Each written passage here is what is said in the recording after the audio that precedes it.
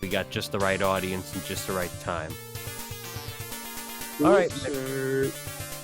Whenever you're ready.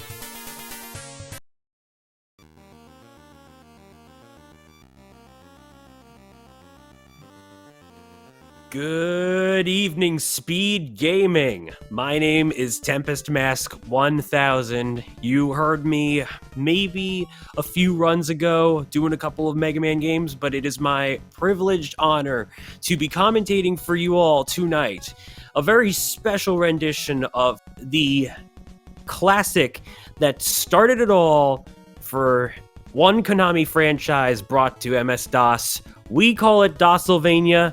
But today, it'll be Castlevania for MS-DOS, presented by Charlie9631 and lozcardsfan23, both of which good friends of mine, and two of the very few runners that made this game a prime candidate for Obscurathon's material, so we are more than happy to represent.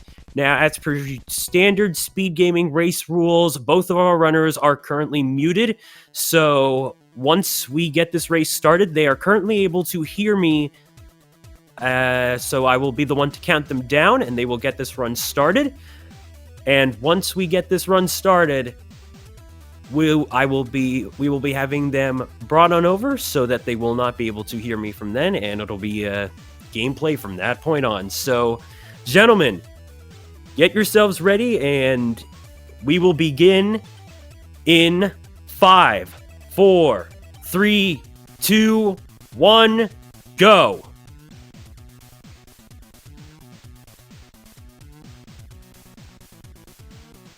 You're more than happy to represent. Now, as per all right, my friends, welcome to Castlevania. Both of our runners are currently muted. So this game is a port of this race started. As I just mentioned, the MS-DOS version of the game itself. And there are quite a few things different about this game as compared to what you would know at the NES version. We will be having them brought particularly the frame rate itself chugs at about 8 and 1/3 frames per second. Get yourselves ready, the movement is a bit slower than you would naturally expect. 5, 4, 3, 2, as a result of this, go. Seems that I have a bit of an echo going on. I very much apologize for that. Not much I can do about that. But anyway, so, as I was about to say, we got 8 and 1/3 frames per second within the movement itself, so this makes the game a little bit trickier to control. Keeping this in mind, the invincibility frames are much more graceful than in the original, particularly at least 5 seconds worth. This allows for some very, very nice damage boosts. Otherwise, the general gameplay is simple as follows. We have a total of 5 stages, which culminates in us fighting as Simon Belmont against Dracula. The idea is that both runners will be going through each stages, which ends with a boss fight. And the idea is that we have our sub-weapon ammo count presented by hearts. So far, we just had a showing of the bat boost right there. As you all know, that's a trick that involves the damage boosting against the bat to skip a section that involves a bunch of nasty fishmen below. And both runners did that perfectly. So now we are moving on to the first boss chamber with the giant bat.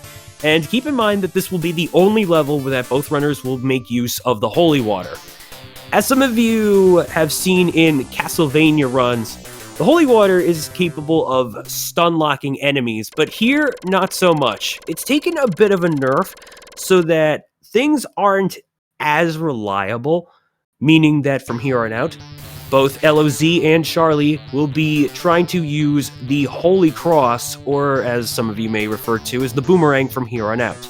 I assure you, though, that the damage this thing can do, especially with the triple and double upgrades, will be more than enough of a fitting replacement. With that said, both runners are now on stage 2 and have collected their new weapon, and both have currently reached the double. So, looking good so far. Now, I'd like to remind that both of these are the these two have really cranked it in some much lower times within this game. Some of you may know that LOZ actually brought Castlevania to Summer Games Done Quick 2019. This was actually how I got introduced to the game, so LOZ has certainly been nothing short of amazing when it came to that showing. And then Charlie is the current world record holder for the category, which, by the way, this is any percent as compared to the whip-only subcategory that we also have going on here, which explains for itself that the only thing you really need to use to do the combat is the whip. But anyway, I briefly glossed over that we just saw the Medusa skip, and both runners got it just fine. They used the Medusa heads to damage boost their way up into the door to skip a longer section. It's not unlike that of the classic Mania game, and now we're moving on to Medusa herself. As you all know, these boss fights against her tend to go a bit quickly, but not entirely as quick in Castlevania here. Still, LOZ got a nice clean fight, a little bit low health, especially looking to be the same thing with Charlie, but one of the nice safety things about Castlevania that you might have noticed as the two runners were starting the game up is that there is an actual save system here. So should any of the runners die, they can quickly correct that by using a well-timed save to get them right back into the action.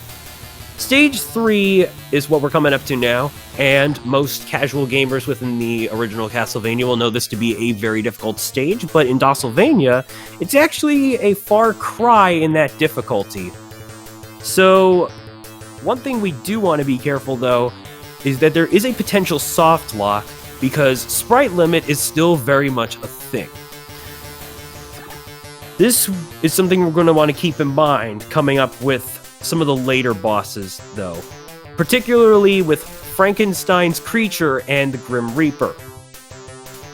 But right now, we want to... we're just going to see how these two handle the skeletons that like to cough out those bones. And shout out to Terminal Montage if you've seen something about Castlevania, because that's exactly the first thing that comes to my mind. LOZ is currently ahead, by the way, by quite a bit, but Charlie is not trailing all that far behind. So this is very much anybody's race. And you never know what could happen. I'd like to remind you all that you are seeing gameplay where the invincibility time has majorly boosted up to a much more gracious 5 seconds worth of invincibility, so all these damage boosts are very much intentional. And with LOZ coming close to the boss fight, in just a moment we will have the Twin Mummies fight. You all know that with Double Trouble, Boil and Bubble, you just gotta cross their way down into submission, and there comes the orb. So now comes stage 4, and we are going to see the cave skip. Now, unlike the classic Castlevania run, this one works a little differently.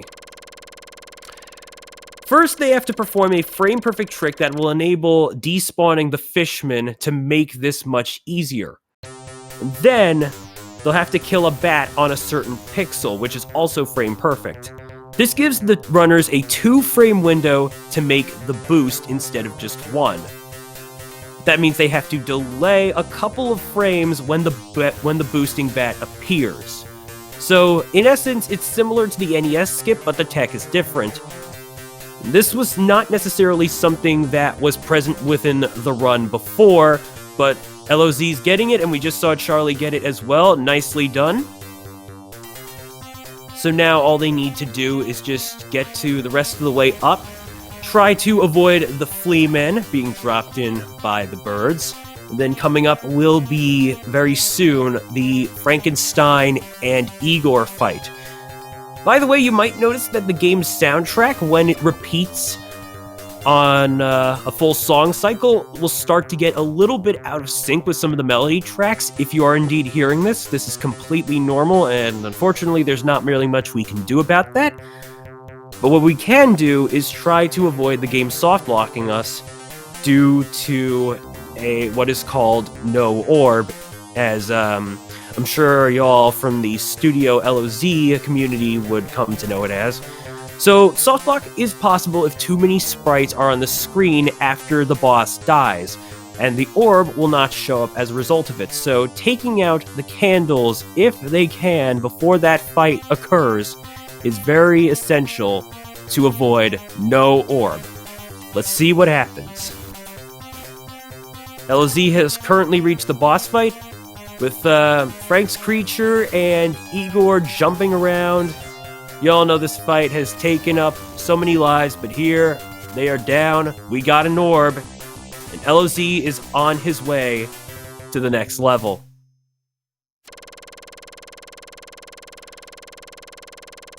Also, did I say 5 stages? I probably meant 6. Alright, Charlie has just completed the next one as well.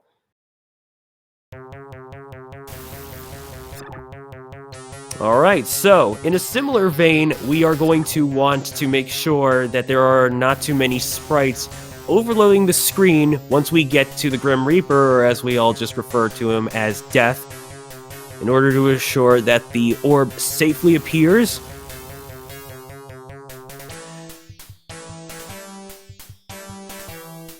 Now, at this point, I would like to mention that the Castlevania leaderboard also does cover another version of the game that has its own category, and that would be the Commodore Amiga. So the Commodore Amiga version of this game is practically similar, but there are, if to my knowledge, there are some performance differences that makes the run warrant its own leaderboard. So if anyone would like to try it out, we are also, I'm sure they would also very much appreciate any takers. But other than that, back into the action.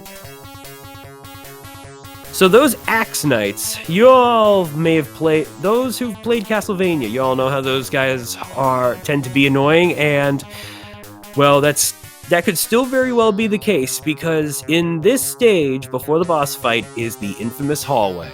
And we want to make sure we get no whammies in this situation. If y'all know, LOZ is a very big game show aficionado with the wonderful game show nights that occur on his channel. So let's get some no whammies in chat going if we could, to assure that both of our runners get through this very smoothly. We got some more damage boosting going on. Once again, I'd like to point out that both of our runners are currently neck and neck, but LOZ is still very much in the lead, although it looks like he's going to pick up the meat, whereas Charlie is just taken front and has foregone the safety meat. Oh boy, we got ourselves a very quick lead change right here, but anything could happen. This, of course, means that Charlie has to be very careful not to take damages to lose a life, otherwise he will be dropping behind, and ooh! Unfortunately, he just got axed at the very end, so that puts him very far behind. Naturally, though, he will reload the room, and it will put him back at the staircase, no problem. But LOZ has just finished the death fight, and now he will be moving on to the stage. And it's at this point that I would like to encourage chat to put in as many heart emotes or any love emotes as best as we can, because both of our runners will be trying to collect as much sub-weapon ammo for the Dracula fight. As you all know, how it works is we want to try and hit Mr. Count Jerkula himself, the big bat face, in the face. And we'll be using the crosses to do just that in this case. Of course, this level does start off with a bunch of giant bats as we go across the bridge and into the clock tower. It's not a Castlevania game without your traditional clock tower level. And does anybody really know what time it is? Does anybody really care about time? Shout out if you all got that reference right there. All right. So, as I mentioned, we want to be very considerate of avoiding dying as best as possible.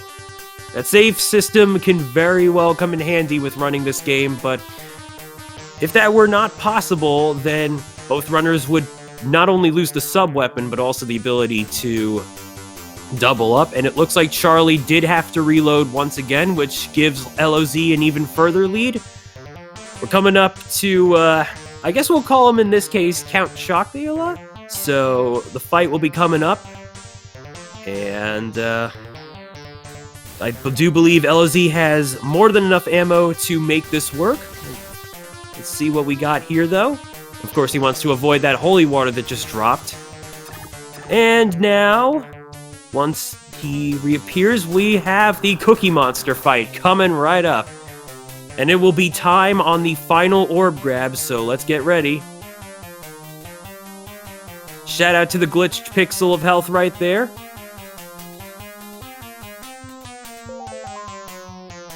And chat, get your GGs out. lozcardsfan23 is our winner.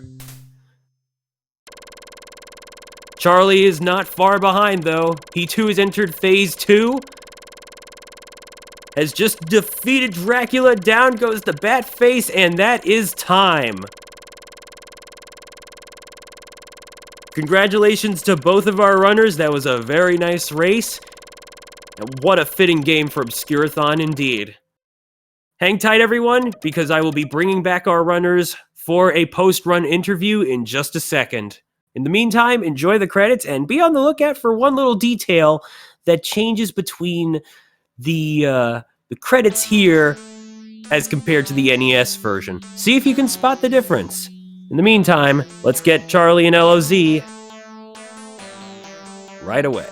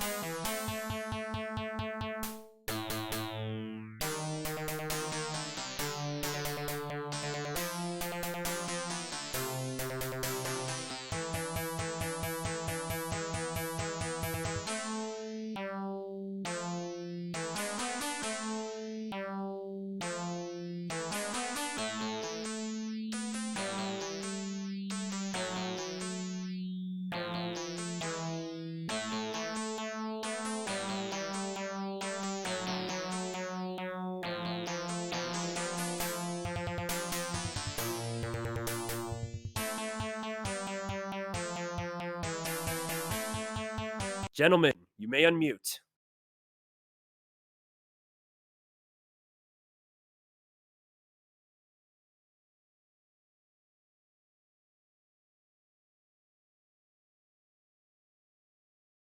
Heck yes, that was honestly a very clean run, all things considered. Like, I understand that you did take a little bit of time to get the safety meat, but that was probably one of your best decisions yet ends throughout the entire thing, because Charlie just went for it and it almost paid off, if not for the Axe Knight at the very end, just as he entered Death's room. So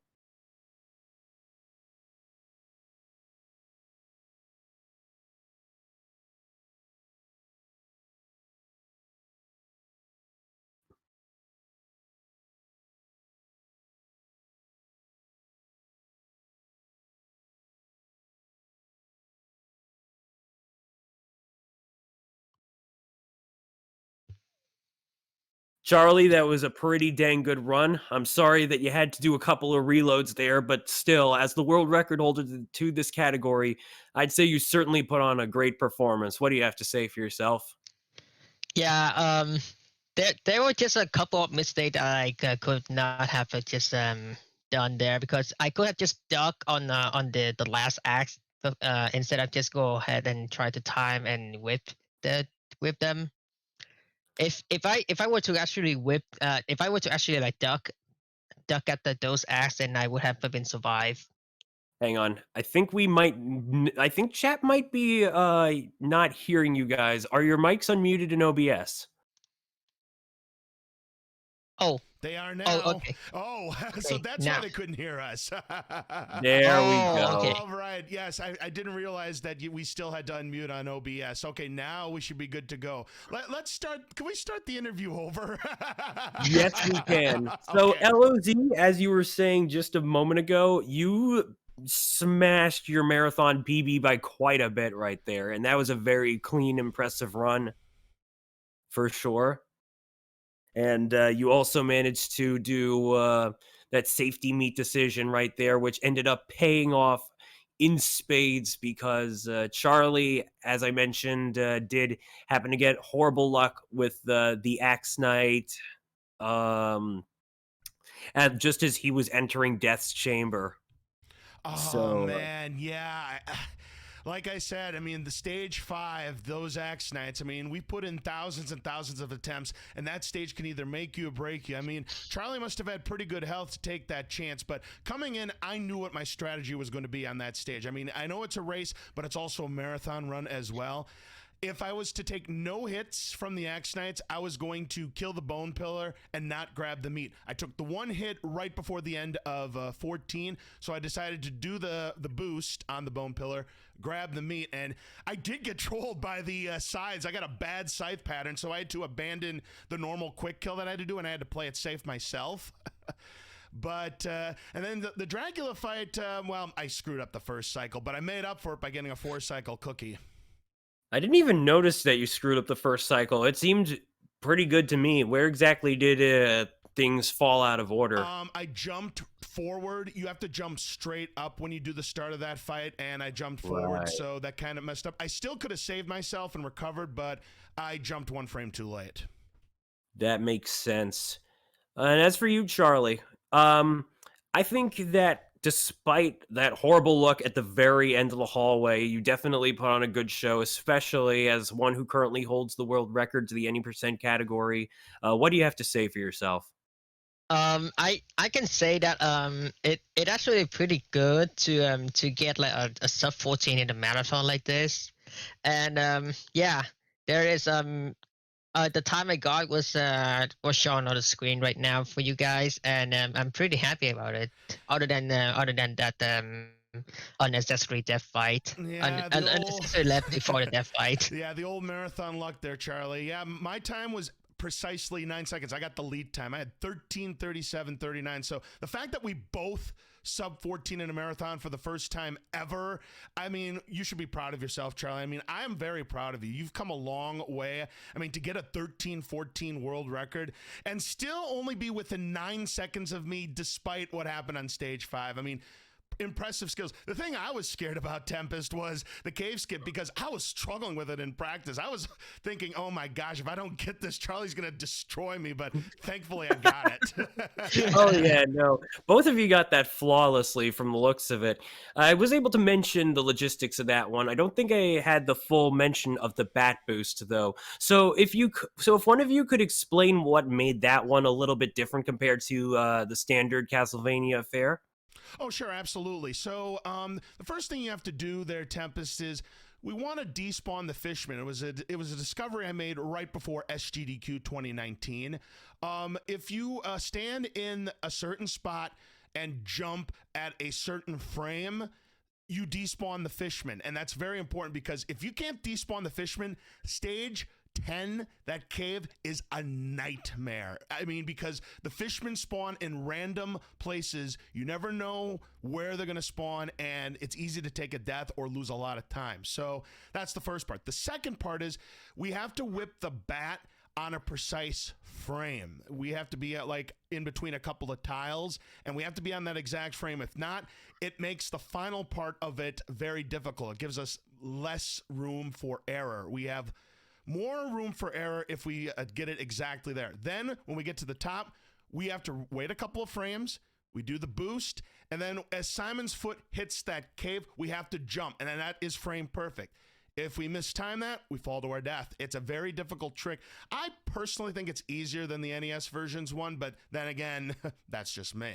Yeah, I also think that it's actually much easier than the NES version because in the NES version you have to use the stopwatch at the very correct frame of 60 frames per second. So Yeah. timing on that frame is actually much more difficult, and it's not as consistent as the DOS version where you just whip on that particular position, and then you can do it like consistently. And also, Speaking of for the record, you can only do the wall jump when you take damage. Speaking of whipping, Charlie, LOZ mentioned that you have a little bit of an infinite whip trick technique that I was not able to explain during the run. If you could briefly explain that. So basically, what you have to do is that you have to you have to press the jump button while walking on the stair, and then hold, and also at the same time holding the direction that you want to go when hitting the whip button on the stair. So, like for instance, if you want to go to the right of the screen, you have to go up on the stair and hold the right button. Then while you're on the stair, you have to hit the jump button to do the infinite whip trick. Yeah, All right, thank you very much. Yeah, it's a very difficult trick. Charlie makes it look so easy. I can do it. I just can't do it where it's advantageous for me. That screen that's on stage 3, where you use the crosses and the whip to take down the bone pillar, does save about a second or so from just taking Right. the intentional back boost or whatever. But yeah, I mean, Charlie, we put up a great performance tonight. You should be very proud of yourself, and great race, my friend. Yeah, thank you. GG to you as well. Thank you very much. So we should introduce ourselves. So I'm lozcardsfan23. You guys probably recognize me as being the man behind the microphone calling the shots. It's a little bit weird being the one actually running the race as opposed to calling the race, but I do speedruns of Castlevania for MS-DOS, of course. I have also the world record holder in Rad Racer, and I do a lot of commentary on speed gaming, and again, it was great to be here, and I really thank Flotsam for giving us the opportunity to bring you Castlevania for MS-DOS here on Speed Gaming during Obscurathon. Charlie?